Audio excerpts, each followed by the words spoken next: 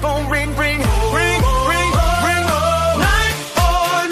949298290. That's 949298290. Events, connection, and opportunity. All in one place. Come join the community. So text it now, don't wait in line. 949298290. That's 949298290.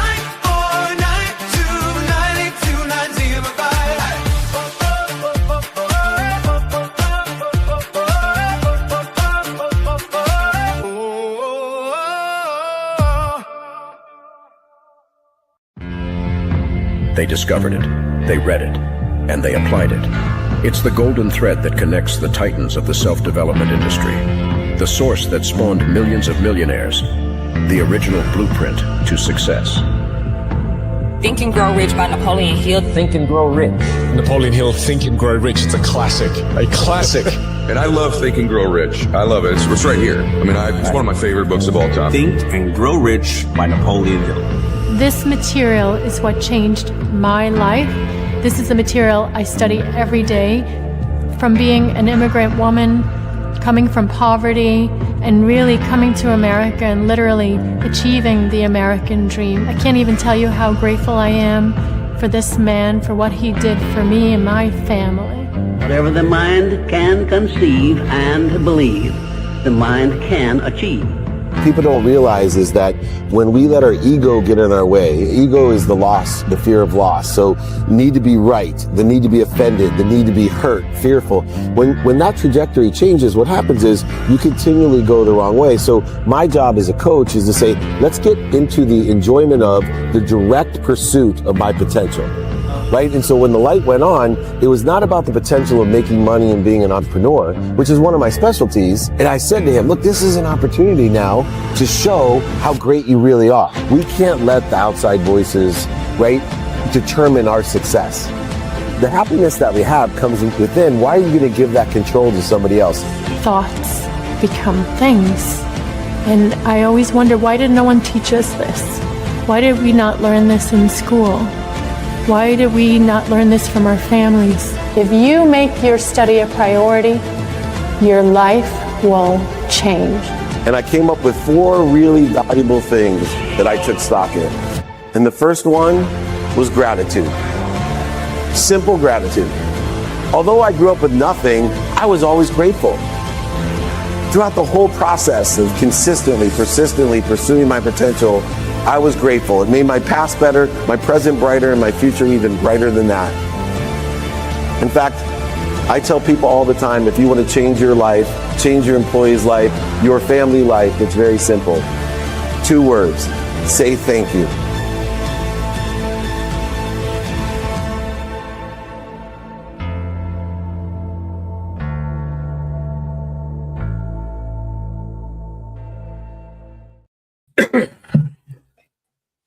Welcome, everyone, right on time for the love language of time. And speaking of love, I certainly love Blaine Bartlett. He's changed my life as my mentor, my teacher, my coach. He's moving possibilities into reality on our mission to empower over 1 billion people. BlaineBartlett.com. Welcome to the incredible Napoleon Hill training. Yeah, it is a pleasure to be here as always. You're looking good. You're back home off the road a little bit, huh? Yeah, we're getting ready tonight for our Japan trip. Mastermind Thursday. Yeah, we got Bill Walsh today and Tim Story and Marie Diamond. We got good people at home that we don't have to travel all around the world to see. So it's really nice to be at home here in Orange County. Speaking of which, here at the Napoleon Hill Institute training, we'd love to give you our schedule. Over 200 cities that we are in. It just won't be in the next 7 days. We'll be traveling around Southern California to make it easy on me. But we are in South Coast Plaza today at Maggiano's with Bill Walsh, the CEO Summit. Newport Beach tomorrow with Tim Story, Jay Abraham, John Coyle, Marie Diamond. then off to Japan, one of the places that I'm still probably should reach out to Blaine for some good recommendations. He spent quite a bit of time in Japan. We'll be there. All of these include meetup, holding court, interviews, and of course, VIP dinners for charity, except for we also add masterminds and a few other things in on some of these cities. Speaking of masterminds, Louisville, Kentucky is on our radar with, that's right, Nick Saban and I. You may know Nick Saban, the great coach, who actually coached at University of Washington. Most people may not know that. He was one of the coaches when Warren Moon played in 1977 and 78 in University of Washington. Then out to Kalamazoo, Michigan, speaking, holding court interviews. Chicago in between that. Then Las Vegas for season 11, Blaine. So you got to pick your poison when you're coming out to visit us. Since we are, it takes about 4 different filmings at the Wynn in Las Vegas to get it all done. Then back to Newport Beach for another amazing Tim Story and David Meltzer mastermind right in our backyard. That's a pretty good few weeks as usual into our journey of helping others. If you want to be informed or invited, it's really easy. You heard the jingle, but now you get to hear it from me. 949-298-2905. Area code 949. You'll be invited and informed. 298-2905. I know I'm doing things right because we have overcommitted so many people just in a few days, overcommit to what we're doing, but even more indicative of doing things right. I get a few people that say, stop annoying me. You text too much, email too much. I'm like, that's a really good sign. I'm doing what I'm walking the walk from what I teach people today. Well, anyway, let's get right to it, Blaine. You're going to do a Q&A afterwards. Is that still true? Yep, absolutely. On Breakfast of Champions on Clubhouse. Yes, one of the greatest thought leaders in the world, the lineage, the coaching tree of Bob Proctor and Napoleon Hill, Blaine Bartlett. Don't miss it after our training today. This one, it's near and dear because the love language of mine is time. And if you don't study time, if you don't understand time, you are wasting time. You are not understanding the human experience, which is based off of linear time. From the time your heart starts till the time it stops, but all time is not equal. Most people do not fail because of bad luck, unfair circumstances, or a lack of opportunity. Those exist for everyone. We fail when we misunderstand the value of time and we allow the interference, the distractions, reactions, and inconsistency to dictate that human experience from the time the heart starts till it stops. We all know people with extraordinary talent and opportunity who never maximize their potential because they waste time on what is urgent instead of what is meaningful. The time that we have is our greatest asset because it's the one thing that we never can get back. It's the subset of God's guarantee of the heart starting to stopping. It's what is divided in between the heart starting and stopping. The 24 hours every day is guaranteed by God every day of your life, except for the last day. So how we spend our time reveals exactly what we love, what we value, and as Blaine teaches, even what we believe to be possible. Lesson number 1, Blaine, is that time is the greatest equalizer.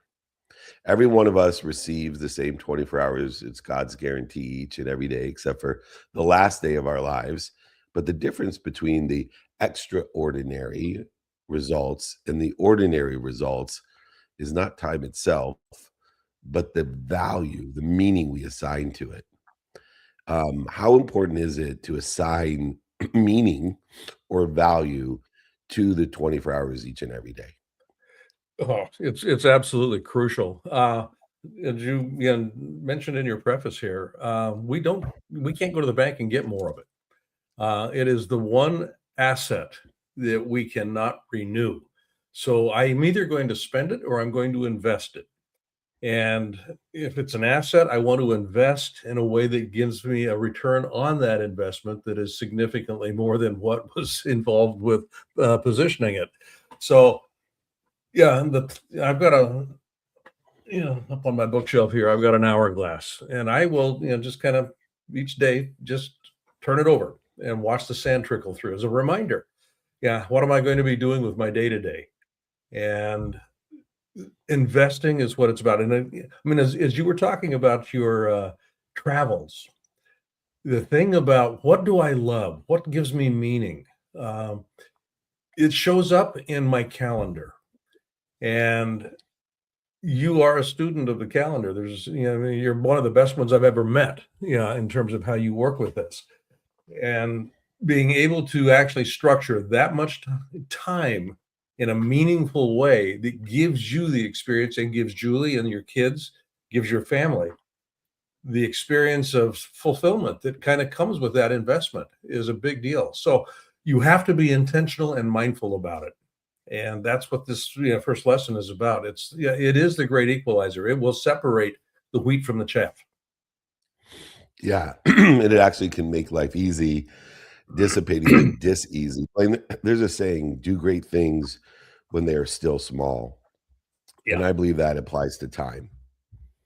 Right? You do Yep. great things each and every day when it's still small instead of waiting 2 years, 5 years, 10 years, when it seems insurmountable. And that type of uh, discipline, allows us to, as I always say, you know, to see the long-term success. And we see that through the patterns over time and in these small actions of thought, action, discipline, and association, which is something that we talk about. And there's nothing that human beings regret more than wasted time. And so to stay present each and every day. The second lesson that I want to discuss with you is knowing what we want creates that clarity. Why don't you go ahead and explain that to everybody, and then I'll take a question from you if that sounds fair. Yeah, absolutely. I'm going to circle back, given that this is a Napoleon Hill Institute training. Napoleon wrote the book, "The Outwitting the Devil," and I've written another book called "Stop Drifting, Start Living."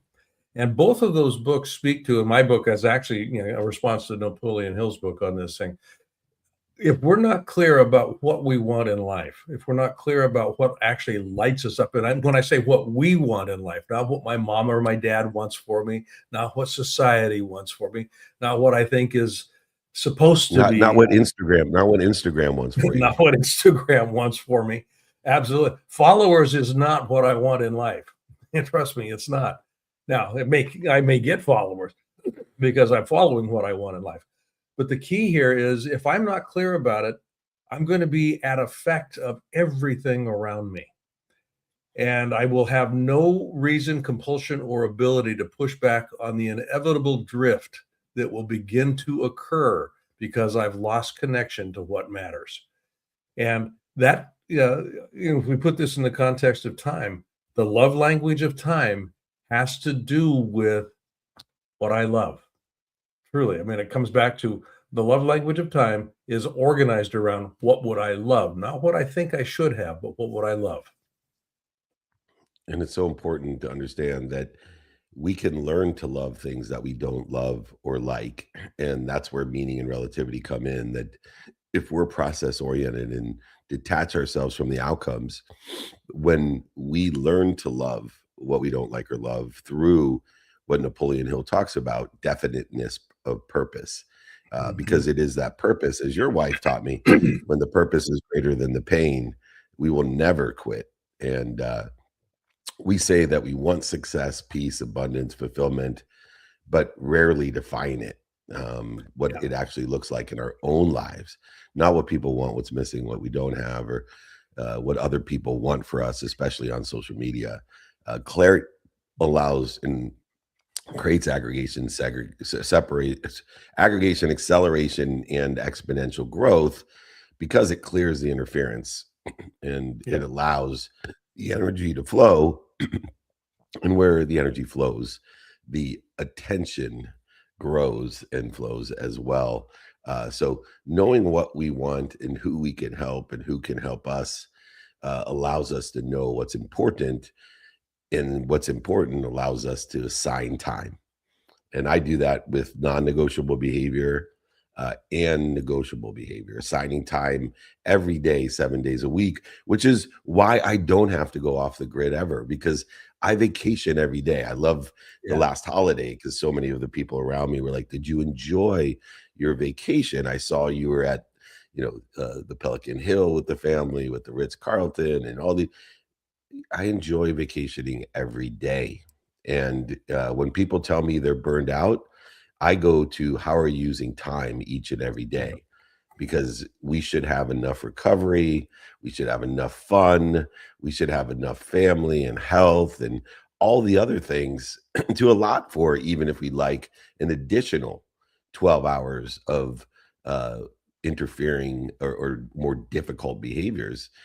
If the 12 hours of sleep, health, family, finance, faith, the study of time and study of relativity is inclusive, and we assign it, and then we know who can help with it and who can help us.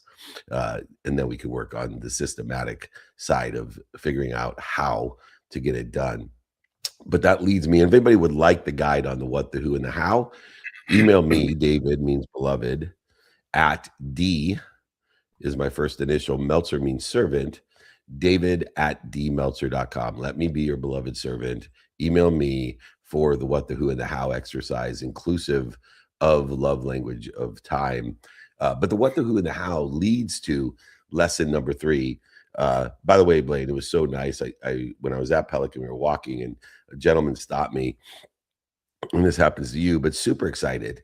He listens to the podcast every day, follows me every day, and he has 5 kids, but his youngest son was back in Montclair, New Jersey, and he calls his son. He's like, "You're not going to believe who I got to meet." He goes, "You know who I make you listen to all the time?" He goes, "The beloved servant." He couldn't remember my name, but he could remember David at dmeltzer.com, the beloved servant. I thought that made my whole weekend, by the way. All right. So when you know the what, the who, and the how, this allows us to know what's important to us, for the day, for the day. And that's circumstantial in its nature beyond the non-circumstantial, which is just no circumstance changes what's important to us with the health and the sleep and the family, the finance, the fitness, the faith and the study of time and study of relativity. But prioritizing is determinative upon knowing today, knowing the now, knowing the next, and protecting both the non-negotiables, but also prioritizing the negotiables. So our quality of life is actually determined on how well we protect, promote, perfect, and love what matters most. I'm going to repeat that. And you may know somebody that protects us, promotes us, loves, and perfects us the most, because we matter most to our God. But our quality of life in the time span of 24 hours a day that our God guarantees us is determined on how well we protect, promote, love, and perfect what matters most. And so prioritization becomes a key component in order to effectuate that love. And time, obviously, is a common denominator within the context of protection, promotion, love, and perfection of what matters most. And so as we allow these negotiable activities, and I assign 12 of the 24 hours to non-negotiable, but I assign 12 of the 24 hours to negotiable activities, distractions, emotional reactions that interfere with our health, our faith, our family, our purpose, the drifting, as you say. I'm sure you mentioned this in your new book, and it allows for personal growth. This is where ease comes from. Do you have any suggestions, since you're writing a book about the drifters, of prioritization of today, of the now, of the next, that allows us to protect, promote, love, and perfect what matters most? Yeah, actually, I do. First of all, it just starts with understanding that time is a container, and every container provides basically a creative constraint. I mean, if I pour a cup of coffee onto the table here, it has no utility to me. I've just got to go find a way to mop it up. But if I pour it into a cup, the cup constrains it, just like you've got in your hand there. That's a grateful mug. Yeah. Yeah. Yes, this is from There you Cynthia go. Kersey, by the way. I recognize that one. But that all of a sudden it gives meaning to what's in it. It gives utility to what's in it. You're able to prioritize, metaphorically, the use of that. And time provides that container. So we're talking today about the love language of time. The love language is structure. That's one way to think about it. The love language is structure, and structure enables prioritization. Structure is enabled and created by defining what is meaningful. For the sake of what am I alive? For the sake of what am I doing what I'm doing? For that question of for the sake of what becomes absolutely crucial to being able to separate the wheat from the chaff, to be able to pay attention when all the noise around me is saying, hey, over here, look at me. Isn't this cool? I've got 15,000 followers as you've only got 12. Yeah. People So start paying true. attention to inappropriate things that have nothing to do with for the sake of what matters. That's where we want to actually organize. The love language of love is about structure. Yeah, and It's probably the having a easiest way I structure can think that's about it. yeah, and having a structure that separates non-negotiables from negotiables to Yep. prioritize what's important and allow urgent as a subset. But this is what protects us from the interference and creates the long-term growth, regardless of what will happen in time every single day, which is circumstances, uncertainty, guaranteed. The certainty is what we do and assign time to within the uncertainties that exist within the 24 hours of certainty of linear man-made constructive time. If you'd like a prioritization guide, if you would like to remain protected, promoted, loved, and perfected, email me, david@dmeltzer.com. david@dmeltzer.com. Let me be your beloved servant. I'm a student of my calendar, Blame, and lesson number 4 revolves around studying, paying attention, and giving intention to what we do, say, think, feel, and believe in alignment with where we want to be, aligning the meaning of the path with utilizing our calendar. And our calendar, you mentioned really earlier, you touched on this. The calendar tells the truth. It reveals how and what's important to us. It reveals what and how we give meaning to our day. There's so much that a calendar reveals, but it only can tell the truth. We can say we value certain things. We can say this is important to us, but our calendar reveals our actual priorities. It separates the extra milers that go the extra mile every once in a while with the empty milers that go every day for less time. I talked to my son who's in finals, and I said, never met a kid who studied 15 minutes a day that didn't get an A. I know tons of kids who study 15 hours before the final and don't get A's. Let's get into the habit of the 15-minute a day plan, because we can say we value getting an A, but our calendar reveals what's actually our priorities. And so I see so many people get so busy working, telling me that their family is important to them, so I work so hard. Their health is important with them because they work so hard. That their time is so important to them and they work so hard, or money is so important to them and they get so hard, and they get so busy working that they don't make any money, they don't spend any time with their family, and they lose their health. And so this, to me, is the great truth sayer, our calendars. I know time is our love language, but where our time goes, our energy flows. Where you and how do you review your calendar to go against human nature, to be honest and repetitive, which is really difficult, but it is two things that the calendar reveals to us: the honesty and the repetitiveness. Yeah. The easy answer to that is, time, God invented time so everything didn't happen all at once. That's one way to start. And if Even though it everything, does. it all happens at once. So we don't experience it. Just It's not in your happening all at once. consciousness. Just not in your consciousness. So he created time so you can separate everything and everyone all at once in a human experience. Yeah, go ahead. Exactly, and that's what the calendar makes Blaine possible. taught me You that, want by to the way. study. Yeah, how am I separating? The idea of, an audit, do a calendar audit. Now, what's interesting here is if you're really honest and rigorous with this, you begin to notice the patterns.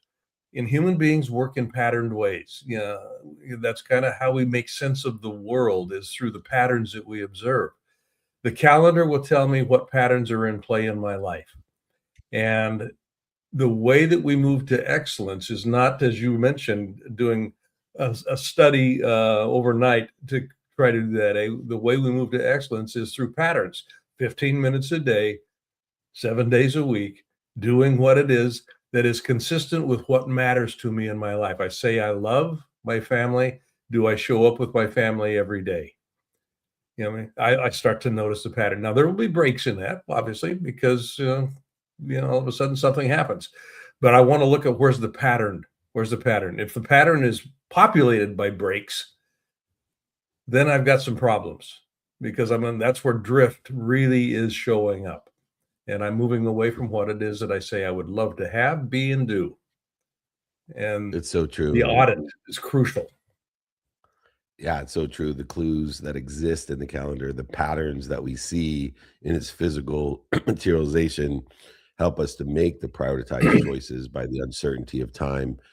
If you'd like a guide on being a student of your calendar, studying and paying attention to what's important to you and giving intention of what you do, say, think, feel, and believe in alignment to coincide for the coincidences of your life, student of your calendar exercise at David at David Meltzer or David at dmeltzer.com.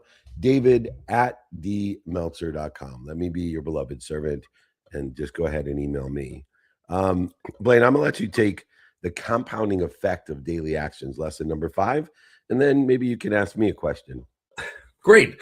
Well, again, I'm going to circle back to the nature of patterns. The way that excellence in life occurs, not perfection in life, is through pattern structures, repetition. And there's a compounding effect on this. There truly is. If you want to have confidence that you can do something, you don't just go out and buy confidence. You begin to experience it day by day, moment by moment, hour by hour. Yeah, and it starts to stack. And that's what we're doing. And how it stacks is a function of how I calendar my time, how I actually begin to pay attention to what matters. And those sorts of things start to come into play. So rather than being scattered, where I don't have the access to the compounding effect, this is where prioritization comes into play. I want to be able to prioritize what are the non-negotiables, as you're mentioning. The non-negotiables become something that allows me to begin to stack, compound, and eventually develop. If I'm going to use confidence as an example here, develop the confidence, the experience of confidence that allows me to step into a stage with 10,000 people in the audience. That sort of thing. That doesn't happen overnight. I don't just pull the trigger on that or flip the switch. I actually have built the confidence over time. There are no overnight successes. There are people that exhibit success as a result of compounded time spent doing, invested in doing that which matters and contributes to what they say they want to have, do, or be. So, if we go back in time here, and I'm going to go back about 15 years, 12, 15 years, when you started moving into what you're doing now. I remember going to one of your meetups in Marina Del Rey in the library, and there was me and you. It's kind of like, okay, what are we doing here? He says, well, I do these all the time. And the external results do not indicate to me this ultimate success of what I'm doing. The external results are momentary snapshots in time. The aggregation is what we're looking for. So the question here has to do with, how did you handle the experience of looking around going, okay, this doesn't appear to be working? You're right. Well, it's consistency that always beats intensity. And, there's the compounding nature of all matter, that daily disciplines eventually become the coincidences. And when we look for the patterns of our behavior of association, like our association or thoughts or actions, uh, we understand that focusing in on and being great with the small daily disciplines are what actually compounds daily, that leads to having over 1,000 people come to a meetup. If somebody would have told me 15 years ago, when one or two people showed up to the meetups, that someday they would have to have police around me in an area because so many people were attending, I would have had a hard time believing it. Just the same as if somebody would have told me almost 20 years ago, when I lost everything, that I'd be in the position I am today. I would have laughed at it as well. So, understanding the compounding effect of clues, patterns, and choices of behaviors, mainly knowing that consistency always beats intensity. And that's where those extra milers are, right? They're very intense for a short amount of time. They go the extra mile every once in a while, and then they use that to justify why they aren't where they want to be. Where the people that show up every city, donate an hour of their time every Wednesday for Napoleon Hill Institute training. It's those people that get the exponentiality of outcomes that they couldn't even imagine. And they don't imagine it. They imagine what it takes every day to do it and allow the outcomes to manifest themselves better than they could imagine, not limiting themselves by worrying about, wow, only 2 people are here. And that takes a lot of practice. Getting into the last lesson, anybody wants that consistency lesson that Blaine described, David at dmeltzer.com, or the guide from today or the replay, David at dmeltzer.com. Reminder, Blaine will be sticking around after this last lesson to answer questions, which is a huge blessing for all of us. One of the world's biggest thought leaders here with us every Wednesday to answer questions. Lesson 6 is about awareness, and awareness is so powerful when it is an awareness that has this infinite loop of gratitude involved in it. Most suffering is a choice because it comes from the interference, the fear, resentment, comparison, the judgment, and need to control, defend, or prove ourselves. When we hold onto these, when we hold on to the interference that we create and operate from scarcity, we disconnect from the ease, the peace, the abundance, the possibility that Blaine teaches, and even the probability and perspective that gives us the ability to make a lot of money for the sake of helping others and having fun. This awareness is what allows us to get alignment, to take action, and to make the appropriate adjustment. Gratitude within the infinite loop will raise our awareness to make life easy. Elevating awareness means I'm now aware of that which I am interfering with, because we are connected to and through an infinite, abundant, unified system of thought. We're connected to an infinite amount of intelligence, intuition, energy, and inspiration. And the greater our awareness, the easier it is to determine what we're doing to interfere with that infinite loop that we belong to. Blaine, you've created and practiced a great awareness in your life, and you have had many circumstances that gave you an opportunity to suffer, but you chose to learn and to grow and to live in the infinite for the majority of time. I repeat, the majority of time. Yep. This infinite loop of energy, infinite intelligence, intuition, and inspiration is only utilized effectively with awareness. For you, when did your enlightenment or awareness start, and how has it evolved? Oh, goodness. Well, it started, if I could put a pin in it, probably about 1972. Yeah, right around that. I had taken, I love to read. I'm a very eclectic reader. I've got thousands of books in storage as well as on my bookcase and stuff. And Bob Proctor, also, a mutual friend of ours, may he rest in peace, was an insatiable reader. And the idea of reading has to do with not just how many books have I read, but how deeply have I gone into the books. And that's where I think awareness really serves. Awareness, the value of awareness is it illuminates choices I've never recognized as being present before. And it's with the awareness of choice that I can then begin to do some things differently. So when I talk, when you ask me about um, the idea of moving past suffering, as an example, I mean, I've had, we're adults here. I've had shit happen in my life, just as you have. I haven't lost $100 million. But I've lost a lot of other stuff in the process. Yeah. Much more important things than money. Yes. Well, yes, everything is, we assign importance and whatnot to it. And when it's lost, I can do one of two things. And one of them is, oh my God, this is horrible. This shouldn't have happened. How dare the universe conspire against me, and all of that sort of stuff. Or I can move to a position of a recognition that the universe is an abundant place. You can't outgive the universe. There is so much. And Bob was really important about and insistent about that. You cannot outgive the universe. Mary Morrissey's also a very good dear friend of both of ours. She's always talking about you can't outgive the universe.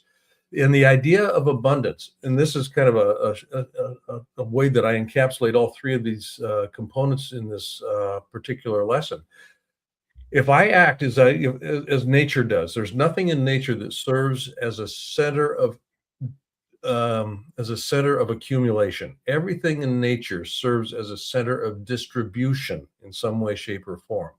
So just that notion, in the fullness of time, everything will eventually serve as a center of distribution. I will at some point in time return to the earth, either in the form of ash or whatever it is, but I will return. So everything just kind of goes full cycle. That metacognition, that meta awareness allows me to understand that there's nothing ever lost. There's nothing ever lost. And if there's nothing ever lost in the fullness of time, I have no reason to suffer because I don't have access to it right now. It's still present. It's still present. It's just transforming. It's just, moving itself. And that's the nature of transformation. Transformation isn't about being better. It's about being different. Yeah. I end up being different as I grow. I'm a different person today in the fullness of time. That's how all of this stuff kind of conspires here. And the key here is it's an abundant universe. And what my job is in the context of time is to be able to structure my time in a way that allows for me to be abundantly rich and fulfilled in this day, moment, hour, year that I have to play with. And that is the love language of time. If anybody, in that respect, it's so interesting, Blaine. You can't outgive the universe, but you can't outreceive the universe. And people confuse receiving with taking. Yeah, because receiving is a gift. And so we might get into that on another training. But if anybody would like the AAA strategy to awareness, just email me. David means beloved at D is my first initial. Meltzer means servant. David at dmeltzer.com. David at dmeltzer.com. If you feel like God is making you wait, then do what waiters do.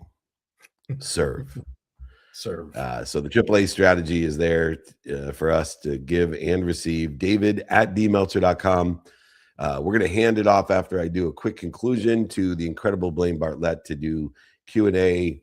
Remember, everyone, in this idea of the love language of time, that our future is not determined by what we wish for. It's determined by what we consistently do, say, think, feel, believe with time that we have been given, the 24 hours that we're given every single day, guaranteed, no matter what, except for the last day of your life, it will be cheated. The people who create these extraordinary lives are not always the smartest, the luckiest, or the most talented. Trust me. They're simply more intentional with their time, more intentional in time with energy, attention, and behavior. They pay attention to and give intention to the coincidences they want. And the universe cooperates, it coincides with that attention and intention. How we spend our time reveals exactly what we value and who we are becoming. Time is our love language because how we spend our time reveals exactly what we love or what we've learned to love. What we value, what we feel, and what we believe is possible. When we align our lives with intentional action, consistent discipline, gratitude, and most importantly, service, we don't just manage time, we maximize our lives. This has been the love language of time training. If you'd like a copy of the guides and exercises from today, David at dmeltzer.com. If you'd like a replay of this training, David at dmeltzer.com. I am blessed to have the amazing Blaine Bartlett as my partner at the Napoleon Hill Institute, a chief chancellor of the Institute and of Junior Achievement as well, the 7th largest charity in the world, and also on the board of Unstoppable. We share my 3 favorite purposes and causes, philanthropies that exist. Just go ahead.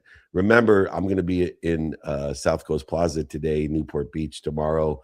We'll be in Japan. We will be in Louisville, Kentucky with Nick Saban. That'll be really cool. Tim Story, Marie Diamond. We'll be in Kalamazoo, Michigan, season 11 at the Wynn in Las Vegas of Office Hours. Blaine will be a part of season 11, I'm sure. And then back to Newport Beach. Remember to stay informed of all these trainings that I do, all the meetups, holding court, so that I don't have to be only in front of 2 people ever again. Please get into our invite list, David at dmeltzer.com, or our text community, area code 949. Next 3 numbers, 298. Last 4 numbers, 2905. 949-298-2905.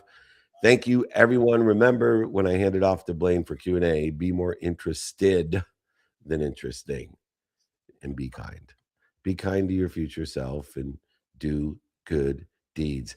Take it over, Blaine. Thank you, my friend. Let's talk about Japan before you get out of here. All right. Hey, how you doing? It's good to be here.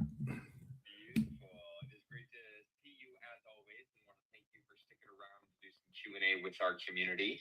And I want to thank everybody as well here in the Breakfast with Champions for joining us for the love language of time training today. And as a reminder, to be repetitive and annoying as any good leader is, if you would like the guide and exercise from today's training, or for any reason, if you do not have a copy of David's book, all you need to do is email him directly to get both. David at dmeltzer.com. Once again, that is just David at dmeltzer.com. And of course, for all of our friends here in the Breakfast with Champions, I will make sure to put that in the room chat. But without further ado, let's get rocking and rolling with some Q&A. We got a ton of friends here. And for everybody that's online, please put your questions in the chat for Blaine today. And for everybody here on Clubhouse, go ahead and request to join the stage, and we will, of course, bring you up. But for our first question, it's my pleasure to pass it over to the wonderful Marianne. So Marianne, happy, what's today? Wednesday? Happy Wednesday. Why don't you unmute yourself and kick us off with the first question. Hi, Nick. Thanks. Hi, Blaine. Hey, Marianne. Good to see you again. Good to see you. So, I'm a little frustrated with what I hear here, because I'm such a master with other people's calendars. And what all of a sudden I'm hearing, even though I've heard this training before, I'm actually not the master I think I am with my own calendar. Yeah. Even though it's things that I love to do and stuff, I'm still fitting them in, and I really need to close that gap. So do I get an accountability buddy, or what do I do for myself? Because I'm strategic when it comes to other people's calendars. Mm-hmm. Marianne, accountability partner wouldn't be a bad idea. One other thing that you can play with, I think, that you might find useful is, and I mentioned this in the training that I just, David and I just did, the idea of patterns. When you start looking at and you do an audit, a forensic audit, if you will, of your calendar, just sit down and just take the last month And where are the patterns? What patterns do you see in terms of what you think has been added that shouldn't have been added? Yeah, and what's the story you told yourself such that it did get added? That sort of thing comes into play. And I mentioned the story I tell myself. There's a distinction between um, what I feel is urgent, that it should be done, that I need to have it done. And those are all going to be driven by external forces typically. And there are going to be things that are on there that I don't particularly enjoy doing, but they are absolutely crucial to where I want to, what I want to have, do, or be. That piece about what I love. So when I talk to people about difficulty in managing the calendar, they're usually falling into the camp of, this is stuff I enjoy doing, so I'm going to put it on my calendar. And I want to be able to actually step back from that a little bit. And I'm not talking about being being Spartan in this. I am talking about being discreet. What matters? I enjoy doing this, but does it matter right now in the bigger picture of what it is that I say I'm up to? So that's, if you're prioritizing well with other people's calendars, you've got a pretty good sense of what matters with them. Yeah. So you're able to be that filter for them. You need to do the same thing for yourself. So it starts with, very clearly identifying what matters here. Yeah, and the story that I'm telling myself is like, I'm building capacity, and those things keep entering, and I keep shifting the calendar, removing and then replacing. Though I'm tired of doing that, I just want to do it now. Mm-hmm. So yeah, stop trying and just do. yeah. Okay. Yeah, I heard the training say much differently, so thank you. Yeah, you bet, Marianne. It's good to hear your voice. Thank you so much, Marianne, for getting us started. And for the next question of the day, I'm going to pass it over to Marco Antonio, who is here live in the Breakfast with Champions on Clubhouse. Marco, my friend, happy Wednesday. Always good to see you here. Appreciate the way that you show up. Why don't you unmute yourself and carry us on with the next question? Morning, Nick. Good morning, Blaine. Morning, Marco Antonio. A lot of gems, man. I think today what really stuck out to me was about learning to love what we don't love. And I heard you mention asking the question, like, what, for the sake of what am I doing this? Yeah. But do you have a framework for leaning into the necessary things that we don't love to do, but that we need to learn to love? Yeah. The framework actually is pretty simple, Marco Antonio, and it does start with the question, what matters? I mean, Simon Sinek talks about, why, why do we do this? And we can confuse that with purpose and that sort of thing. And I say confuse it with purpose. It sometimes is not the same thing. You want to go a little bit, I find for me, I'll just speak for myself. When I started really working this, the question, what matters, was a different question. It took it down 2 or 3 levels from, why am I doing this? Or, what's important about this? What matters goes really kind of to the core. So when I talk about, doing things that I don't particularly enjoy doing, I'm doing this because it matters. In what way? It matters for what? So, I mean, a very simple example of this is, accounting. Quarterly. Yeah, I've got to be sure that we've got our books straight and that kind of stuff. I hate that stuff. I just do not enjoy numbers. I don't enjoy working with that. But what matters to me is being financially viable in a way that allows me to do what I want to do. So I know that I have to do that in order to understand where we're at fiscally. And so I'm willing to put that on the calendar. I'm willing to hold that as something that is important to be done and that doesn't get off the calendar. That time is non-negotiable. I do not enjoy it, but it matters.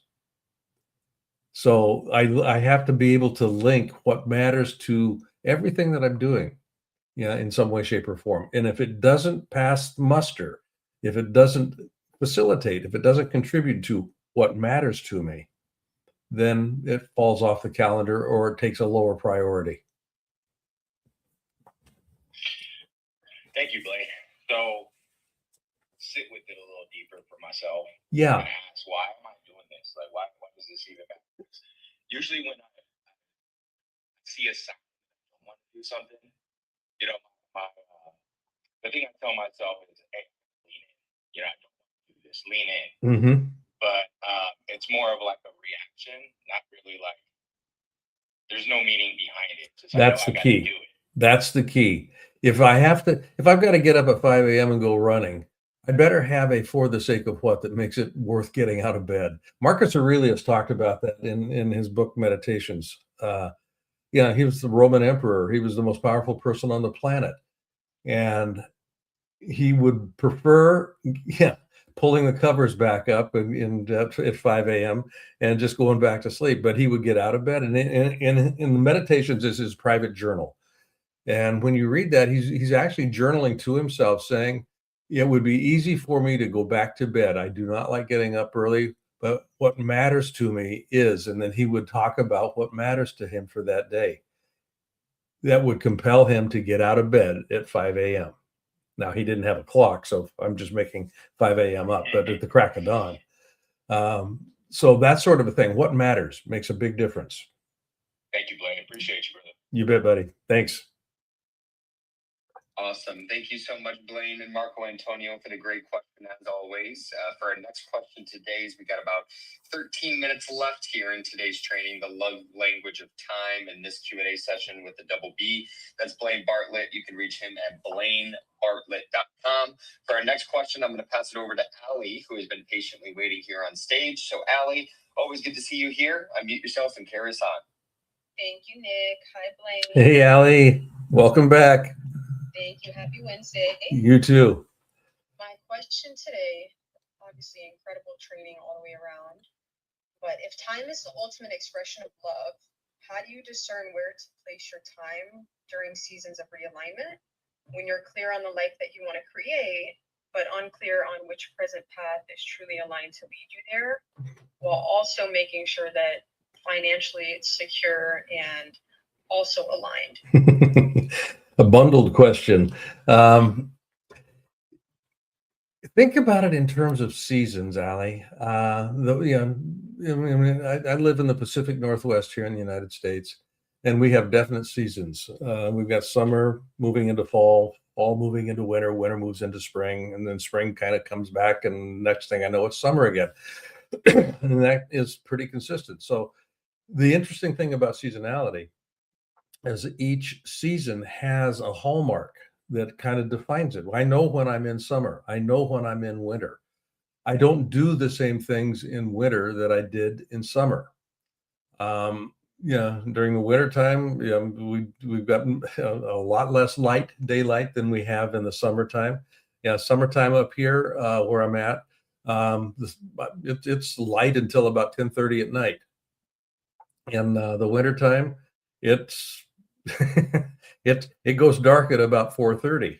So it really dictates. Time will dictate what I'm going to be actually investing in at that moment, in that season, at that point in time, in time, literally. So the interesting thing about, just metaphorically again here, winter for us, for human beings, and I'm going to use this metaphorically, is a time where things don't look like much is happening. And the snow is covering the ground metaphorically. So we could experience it, that winter time in our life is kind of being cold with, not a lot of activity. There's even a loss of purpose that can be experienced. What's it all about, Alfie? I don't know. I'm kind of struggling here. I don't know where I'm going, that sort of stuff. I need to be able to sit in that for a while. And that's probably the most difficult thing to do, is particularly for high performing people that are used to producing a lot. I want to be able to sit in that for a while until something begins to emerge, which is called, metaphorically again, springtime. When spring starts to kick in, all of a sudden we've got new shoots that begin, new ideas. I'll put it in human terms. We've got new ideas that begin to pop up, and it's kind of like, I hadn't thought about that. And I start to feel more inspired again. And I may explore a number of these different shoots that are coming up, going, that was kind of interesting. Let me go look at that. And now that doesn't seem to hold water. And so I'll play around a little bit. All of a sudden, I'll find one that just goes, that one could really be worth, spending some time with, investing some work with. And the next thing I know, I'm writing that idea into summertime, and lo and behold, it's a beautiful sunshiny day, and this thing is really bearing a lot of fruit. So all of that, life works in cycles. It's not a straight linear construct. And I will have seasons in my career. I'll have seasons in my marriage. I'll have seasons in my health and well-being. I will have, just kind of fill in the blank. Each major chunk of my life will have seasonality dynamics associated with it.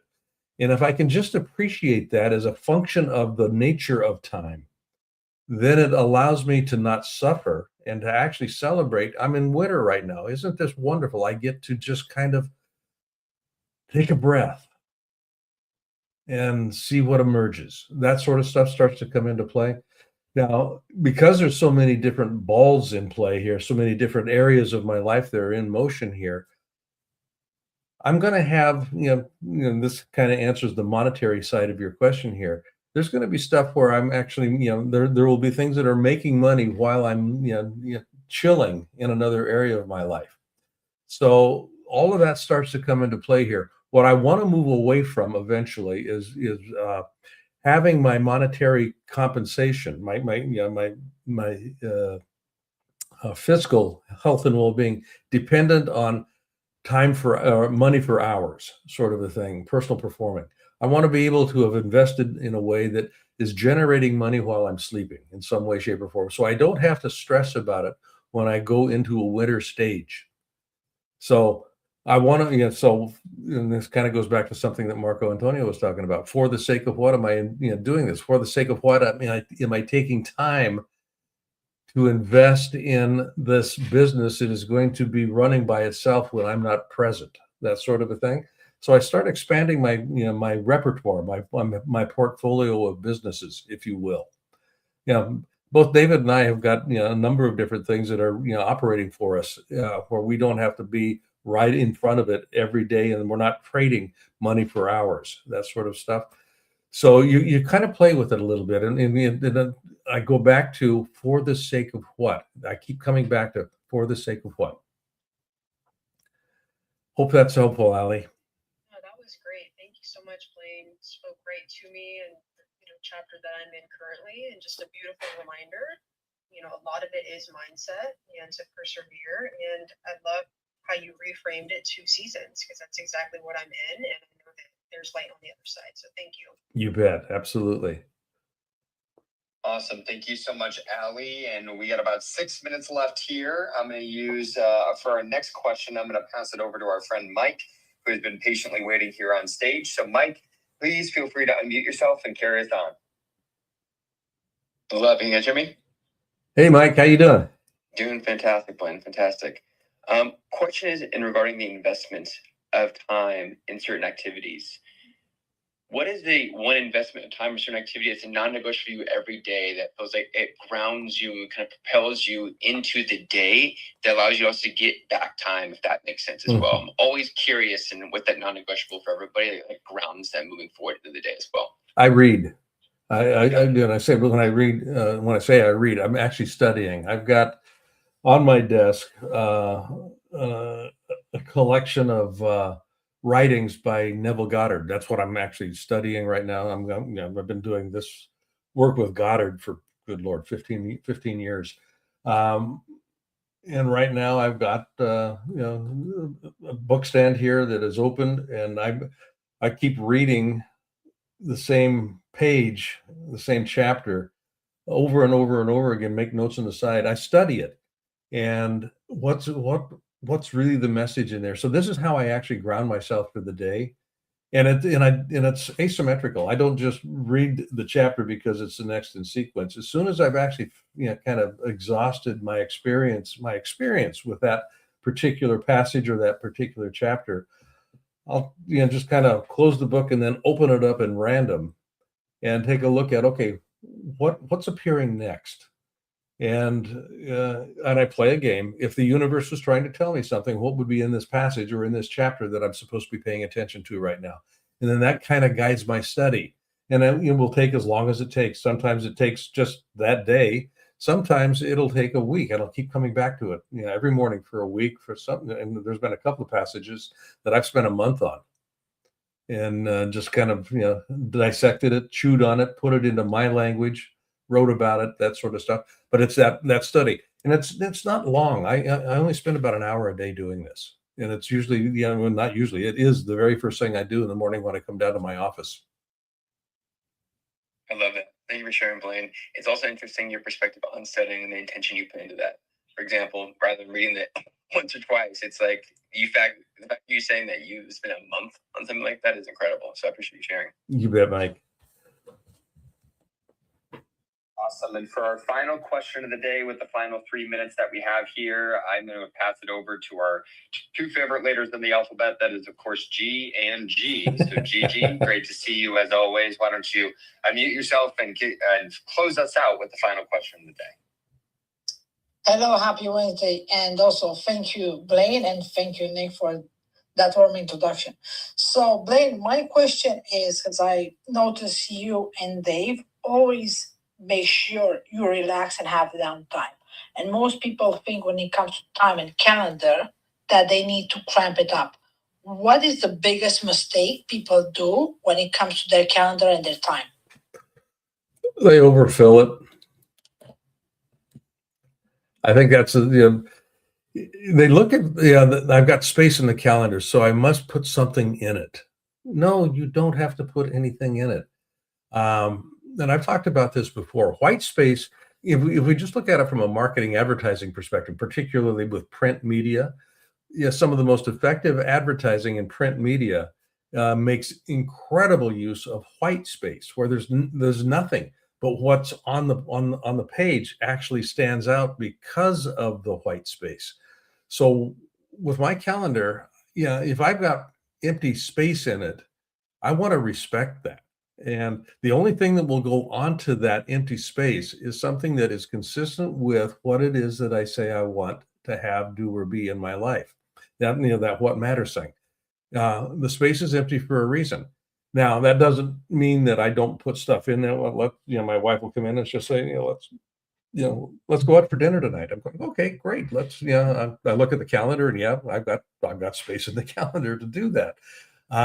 But we want to be able to guard the calendar, and that white space is important. It gives me time to think. It gives me time to feel as if I'm not pressured to be somewhere, to do something, that sort of stuff. And I can allow myself the freedom to actually luxuriate, if you will, luxuriate in it, and just kind of experience being as opposed to doing. And when we can give ourselves permission to just be, that's a great gift. A lot of people aren't comfortable just being with themselves. And white space gives me that ability to be with myself.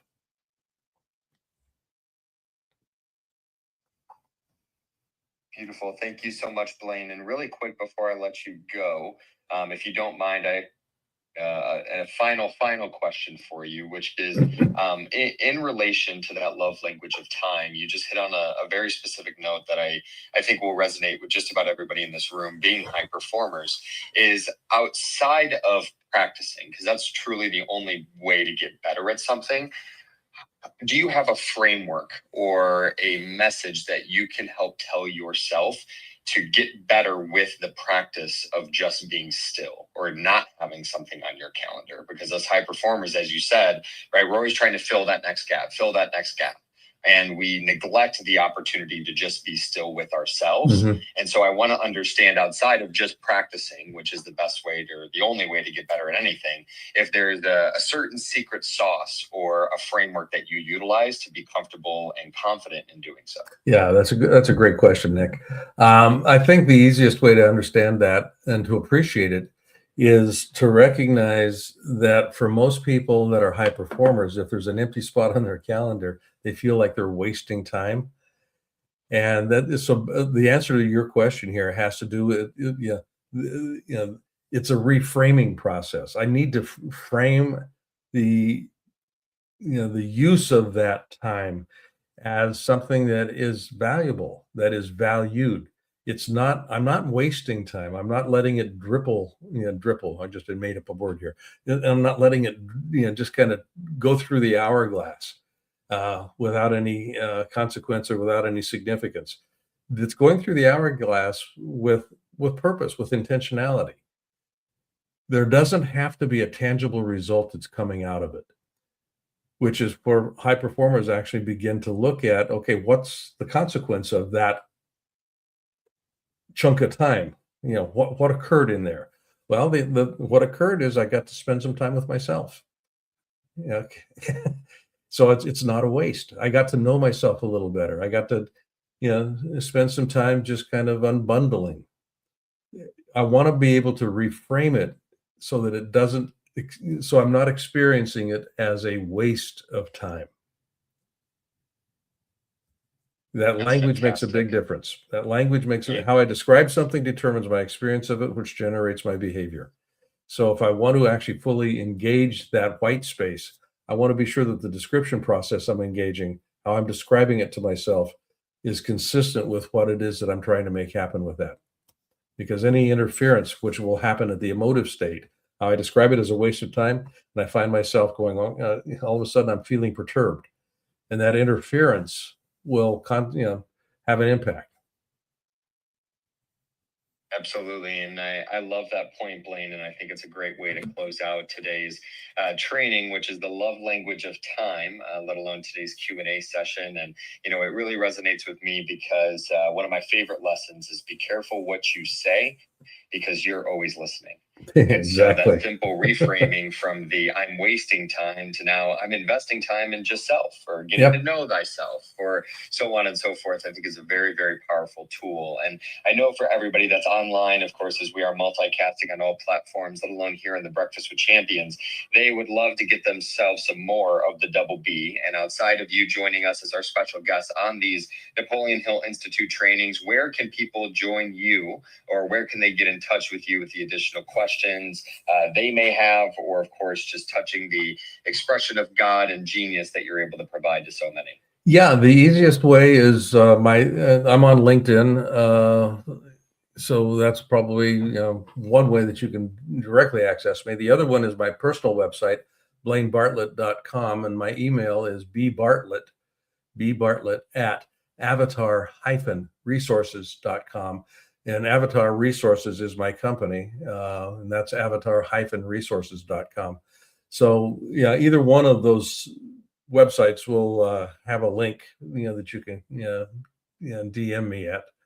And I'm on office hours with David every Thursday, and we do this training every Wednesday. So my website, we've got a lot of resources there that people can have access to, and I'm certainly available. So do not hesitate to reach out to me. There's a calendar on there that we might be able to book some time if you want to. That's fantastic. And thank you so much, Blaine, not just for the way that you show up, but the way that you truly do it for the sake of helping others. So we love you. We appreciate you. And we will see you next Wednesday for the next edition of our Napoleon Hill Institute training. For everybody else that has joined us, we want to thank you for joining us here today. Of course, as a reminder, if you would like the guide and exercise from today's training, or even just to get a copy of David's book, if for any reason you do not have one, all you need to do is email David directly.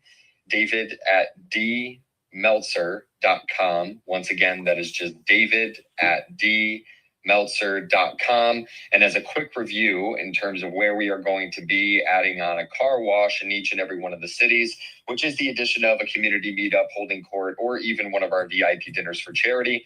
Come and join us tomorrow, as we are going to be in Newport Beach for our mastermind with Tim Story and John Coyle and, of course, Jay Abraham and many, many others, adding on a car wash there as well. Then it'll be off to the Japan edition of the Car Wash series. Then we'll be in Louisville, Kentucky with Nick Saban and Matt Ebert, the CEO of Crash Champions. It'll be off from there to Kalamazoo, Michigan with the Ziegler Auto Group, of course, adding on car washes in both of those locations.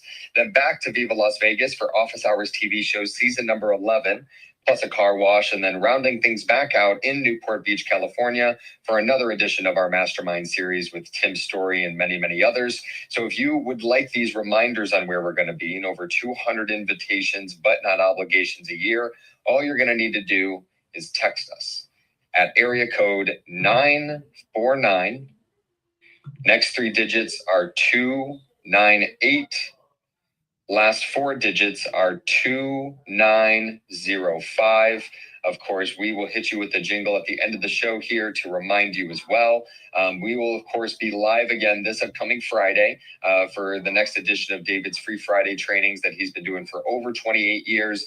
And then rinse and repeat for next week, back with an Ask Me Anything on Monday and some more Napoleon Hill Institute training with the double B, that's Blaine Bartlett, next Wednesday. So we look forward to seeing you all again there. But in the meantime, have an incredible rest of your Wednesday ahead. And as David always says, be more interested than interesting, and be kind.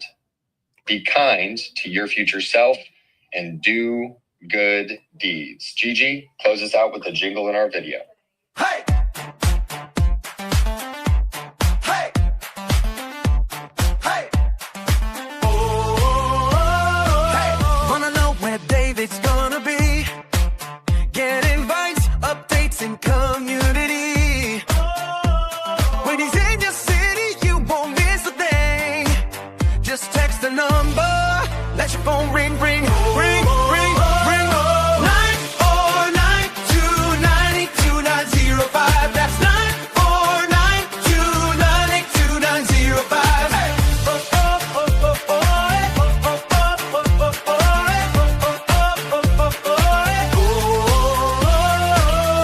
Events, connection, and opportunity, all in one place. Come join the community. So text it now, don't wait in line. Back for life. 949-292-905. That's 949-292-905.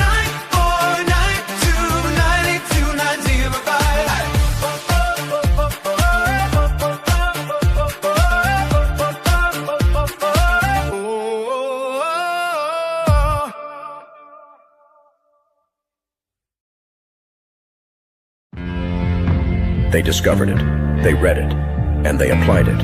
It's the golden thread that connects the titans of the self-development industry, the source that spawned millions of millionaires, the original blueprint to success.